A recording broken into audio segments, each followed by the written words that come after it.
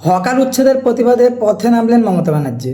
তিনি মুখ্যমন্ত্রী থাকাকালীন পশ্চিমবঙ্গের জন্য নিজে কোনো কর্মসংস্থান করতে পারেননি, তাই তার বিভিন্ন এইরকম ইস্যুতে পথে নামাটা সত্যিই হাস্যকর। তার শাসনকালের 15 বছরে না ঠিকঠাক করে একটা চাকরি হয়েছে, যদি চাকরি দু একটা পরীক্ষা হয়েও থাকে সেখানে বিপুল পরিমাণ দুর্নীতি, তাদের দলের নেতা মন্ত্রীরা টাকা খেয়েছে এবং গাদা গাদা টাকা খাটের তল থেকে পাওয়া গেছে, এবং একটাও শিল্প কারখানা তিনি আনতে পারেননি, বরং যে কটা শিল্প কারখানা ছিল মোটামুটি সবই তাড়িয়ে দিয়েছেন। টাটাকে তাড়িয়ে তো সর্বপ্রথমে পশ্চিমবঙ্গের মাজাটা তিনিই ভেঙে দিয়েছিলেন। তাই এখন তিনি হকারদের উপরে বিশাল আবেগ দেখাচ্ছেন, বিশাল তাদের চাতা হিসেবে উঠে আসছেন। কিন্তু আমি মনে করি হকারের দিকটাও একটু মানবিকভাবে নতুন সরকারকে বিবেচনা করে দেখা উচিত।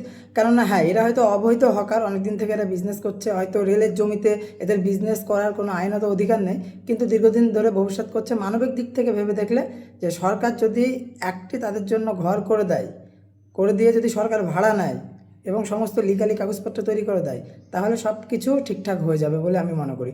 কেননা এতে সরকার যেমন ট্যাক্স পাবে, তারাও একটা বিজনেস করার জায়গা খুঁজে পাবে। সুতরাং আমি মনে করি মানবিক এবং আইনত দিক সব কিছু বিচার করে এই কথাটা আমি বললাম। হকারদের যদি জোর করে তুলেও দেওয়া যায়, যেহেতু তারা আইনিতভাবে অবৈধভাবে বসেছে, তাই আইনের দিক থেকে দেখলে ঠিকই আছে হকারদের তুলে দেওয়া, কিন্তু তাদেরকে একটু পুনর্বাসন দিলে তাদের পরিবারটা বেঁচে যায়, এটা মানবিক দিক। সেটা সরকারকে ভেবে দেখার জন্য অনুরোধ করব।